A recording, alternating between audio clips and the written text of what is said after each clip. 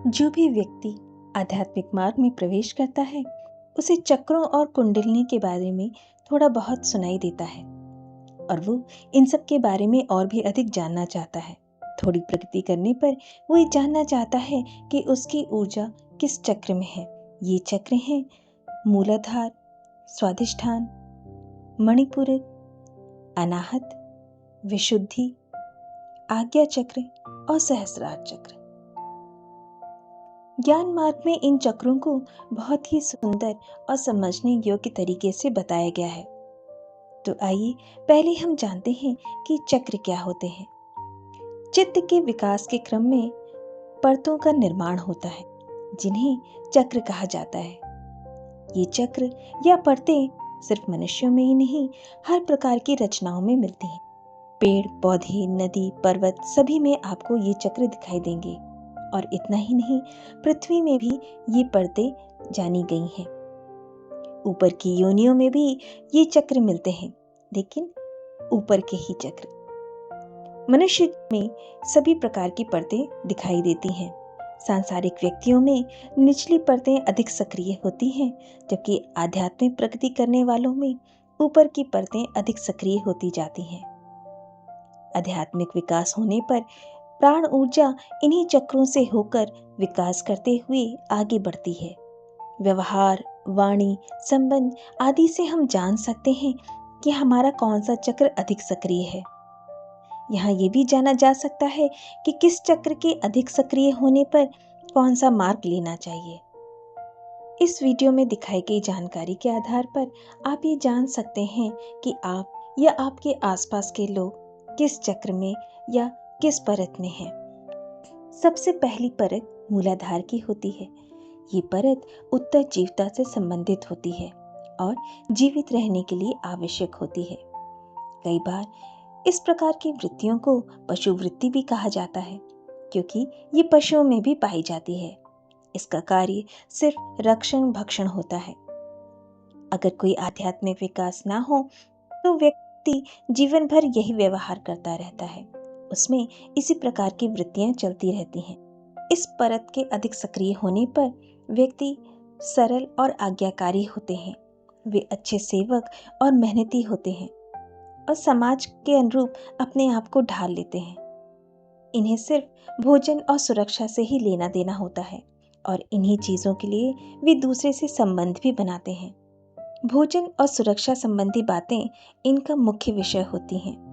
ये आसपास की नकारात्मक घटनाओं से बहुत जल्दी प्रभावित हो जाते हैं और बार बार उसी विषय में बात करते रहते हैं।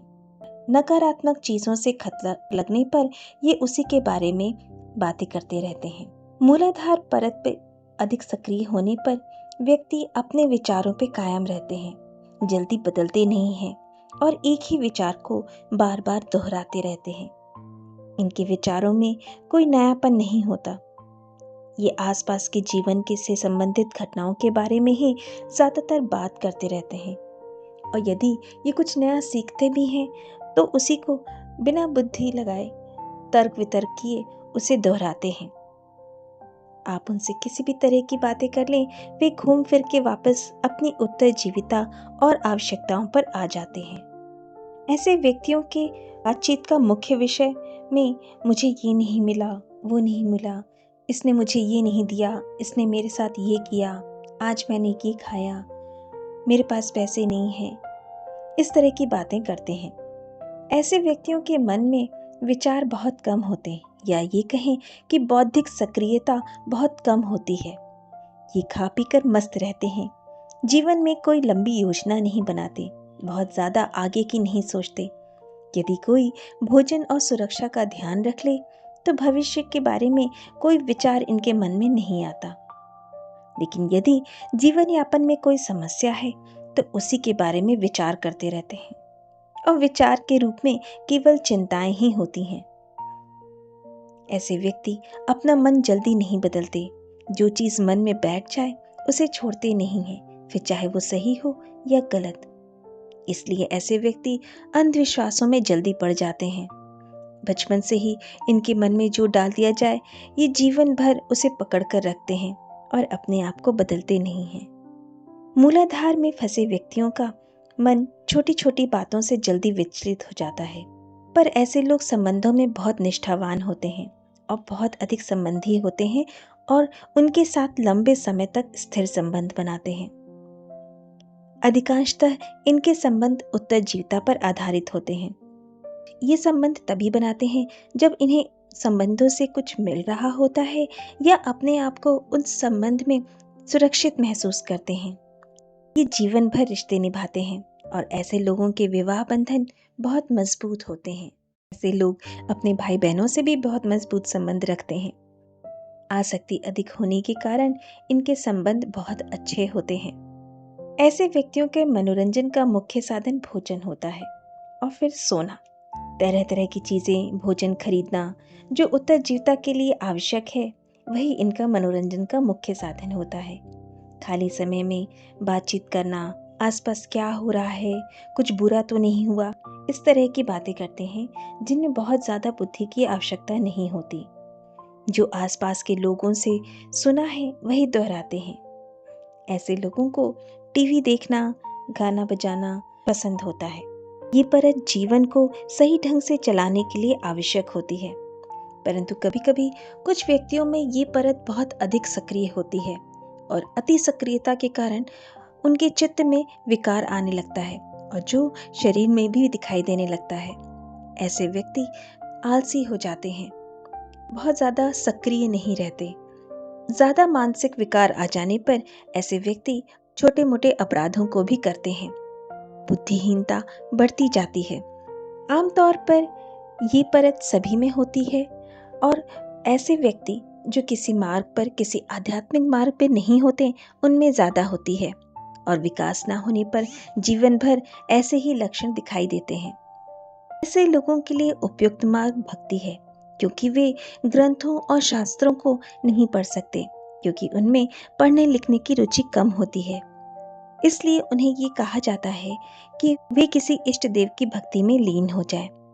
ऐसे व्यक्ति धार्मिक संप्रदाय के लिए बहुत अधिक उपयुक्त होते हैं, क्योंकि कोई भी उपाय, कोई भी चीज एक बार बताने पे ये जीवन भर उसी को करते हैं। इसलिए ये थोड़े धार्मिक प्रवृत्ति के होते हैं। इससे इनका थोड़ा बहुत विकास हो सकता है। थोड़ी अधिक योग्यता हो जाने पर इन्हें हठ योग का मार्ग अपना लेना चाहिए। यदि शरीर अच्छा है, शरीर से आसक्ति है, तो ऐसे व्यक्तियों के लिए हठ मार्ग उपयुक्त होता है, पर किसी योग्य गुरु के सानिध्य में ही। ऐसे व्यक्ति यदि किसी इष्ट देव की भक्ति में लीन हो जाए तो वो अगले स्तर तक पहुंच जाते हैं, उसी से उनकी प्रगति हो जाती है। ये वृत्तियां सभी में होती हैं, कम या ज़्यादा, क्योंकि भोजन, रक्षण भक्षण की आवश्यकता सभी को होती है। लेकिन केवल देखना यही है कि यही वृत्ति ही मुख्य वृत्ति ना बन जाए, जीवन का विषय ना हो जाए। अगर ये वृत्ति ज़्यादा सक्रिय हो, ये परत ज़्यादा सक्रिय हो, तो कहा जा सकता है कि प्राण ऊर्जा मूलाधार पर रुक गई है, आध्यात्मिक प्रगति नहीं हो रही है। इसीलिए इस वृत्ति के लोगों को सत्संग के द्वारा ईश्वर की ओर मोड़ा जाता है, जिससे वे किसी मार्ग पर, खासकर भक्ति के मार्ग पर आकर अपनी आध्यात्मिक प्रगति को बढ़ा सकें। ईश्वर भक्ति में लीन होकर ये अपनी जागरूकता को और अपनी एकाग्रता को आध्यात्मिक विकास के अगले पड़ाव तक पहुंच सकते हैं। इसके अगले भाग में हम अगली परत अर्थात स्वादिष्ठान चक्र के बारे में जानेंगे।